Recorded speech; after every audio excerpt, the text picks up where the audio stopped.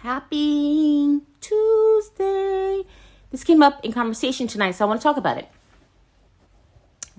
Talk about it Tuesday.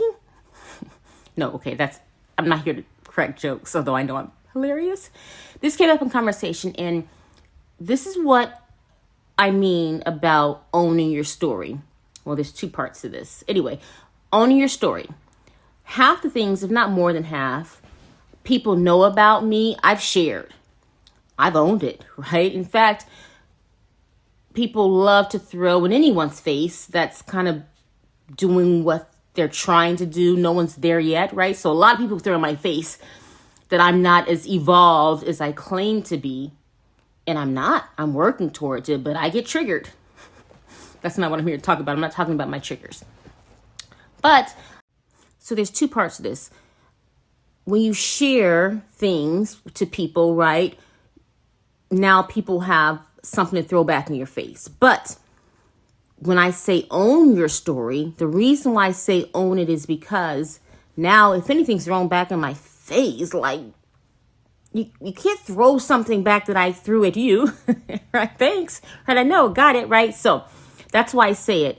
But I also, what's important in my heart, which is more important than what anyone thinks about me or anything else, because I own my struggles just like I own my eye color, which that's an ironic thing for me to say because I got a photo album back and I went through a color contact phase. Anyway, I own everything. People don't own things, and more importantly, people don't help other people go through things. And so it's important to me to own things and talk about things that maybe are cliche, because nothing you're going through has not been gone through before. And had our previous generation shared things more, maybe we could read the manual and not have to. I know the Bible's the manual. Please, everyone corrects me with everything. And I'm just starting to get a little nervous about it. You can see my insecurities coming out. I have to stop that, right? I know the Bible's our manual in life, but there's other little intricacies that we go through, that humans have gone through, that we could share, that we don't share. Okay. Done. Okay, I hope everyone's happy that okay. But, for example, I struggled with drinking. I did not start drinking until my 21st birthday is when I had my first drink.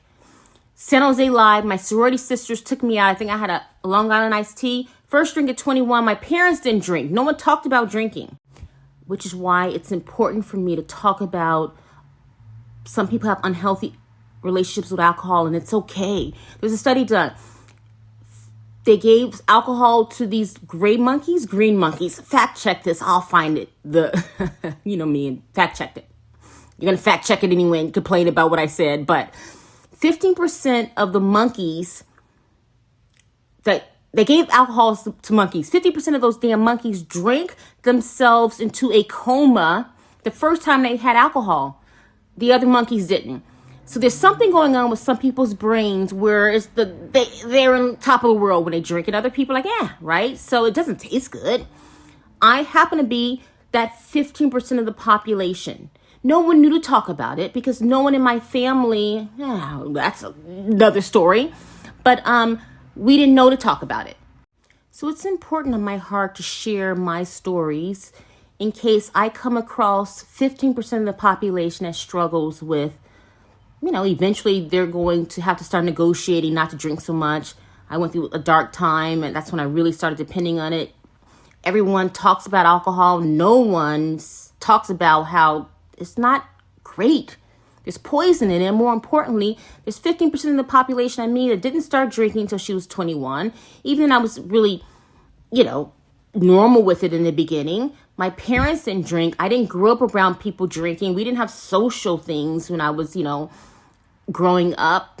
No drunk uncles around. And even I could develop an unhealthy relationship with alcohol, and it's all good. Accept it like your eye color that you didn't accept before.